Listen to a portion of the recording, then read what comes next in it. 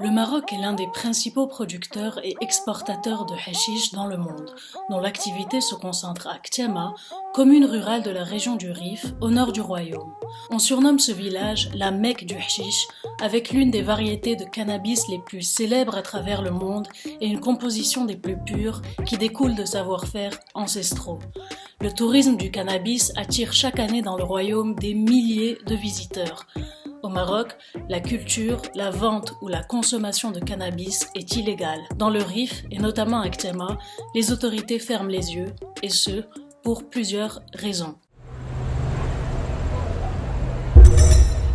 Alors dans cette vidéo, nous allons dans un premier temps passer en revue le contexte historique qui a conduit à l'émergence de la culture du cannabis au Maroc et particulièrement dans le Rif à Ktiama. Dans un second temps, nous mettrons en rapport l'illégalité de cette pratique avec le contexte socio-économique de la région et enfin, nous aborderons le débat autour de l'usage thérapeutique du cannabis au Maroc et ses conséquences. Pour comprendre le lien qui existe entre Ktiama et la culture du cannabis, il faut revenir sur l'histoire de la région du Rif. Le cannabis serait apparu au Maghreb au 7e siècle suite aux invasions arabes et sa production autour de Ktiama a commencé au 15e siècle. Ce n'est qu'au 19e siècle que le sultan Moulay Hassan Ier autorise officiellement la culture du cannabis pour la consommation locale dans 5 villages pour contribuer à pacifier la région du Rif et ses tribus.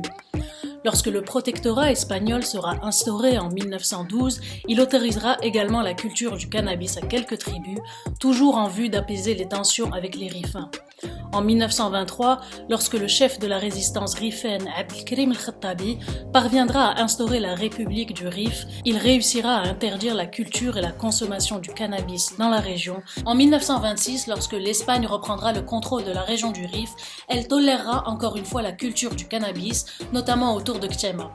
En 1929, elle l'interdit officiellement, mais la production du cannabis restera à des niveaux élevés. À l'indépendance, en 1956, le Maroc rend illégale la culture du cannabis, ce qui entraîna une vive réprobation des Rifins.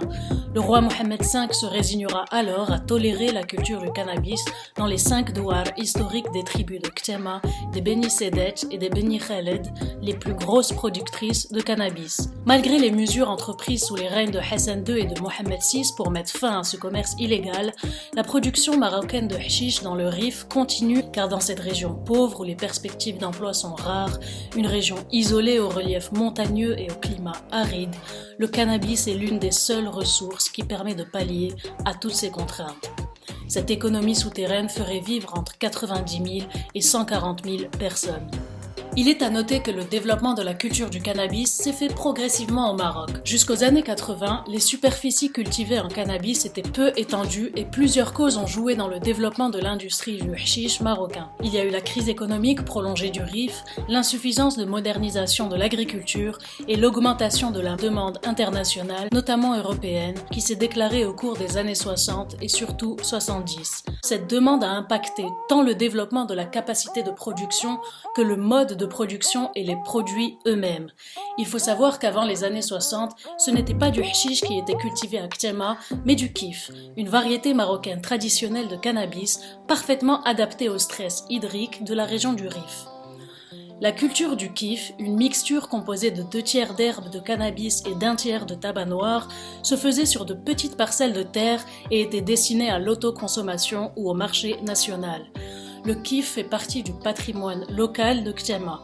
Les cultivateurs de kif disposaient de savoirs traditionnels en agronomie, en histoire locale de la plante, en pharmacopée, etc. C'était un savoir-faire et des techniques de culture transmis de génération en génération dans un cadre familial à l'échelle de la communauté. Le kif serait cultivé dans le Rif depuis au moins le 15e siècle.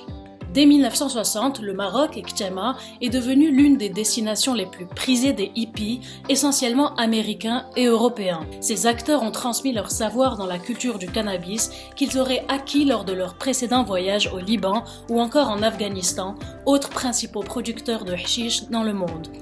Peu à peu, l'industrie traditionnelle du kif s'est vue évoluer vers celle du hashish, la résine de cannabis.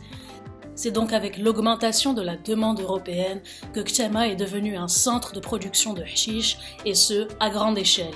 Pendant les années 80, le hashish en provenance du Maroc aurait été le produit le plus consommé aux Pays-Bas. Si au début des années 90, la production du hashish dans le Rif a connu une crise du fait d'une mauvaise qualité, il connaîtra vite un regain d'attractivité. À partir des années 2000 et les techniques de culture évoluant, la variété locale du kif et du hashish marocain ont progressivement fait de la place aux variétés hybrides dans le Rif. Les hybrides permettent d'obtenir des rendements supérieurs à ceux du kif, 2 à 3 fois plus élevés.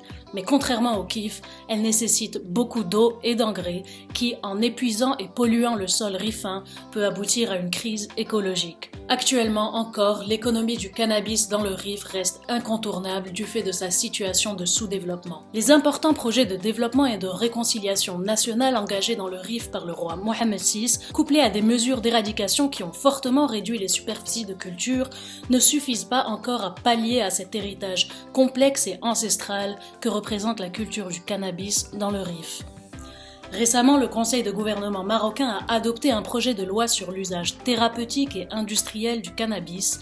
En autorisant la production à des fins exclusivement médicales, le Maroc veut mettre fin à la mainmise des trafiquants sur les populations qui vivent de la culture illicite et protéger l'environnement et les ressources hydriques. Ce projet de loi vise à réguler toute la chaîne de production du cannabis, à savoir la culture, la production, la fabrication, le transport et l'exportation. De plus, il y a une demande internationale de plus en plus importante, ce qui offre une réelle opportunité socio-économique pour le pays. En cette année électorale, cette loi va être au centre des débats politiques, d'autant plus que ce texte de loi fait couler beaucoup d'encre au Maroc et divise le premier parti du pays, le parti Justice et Développement.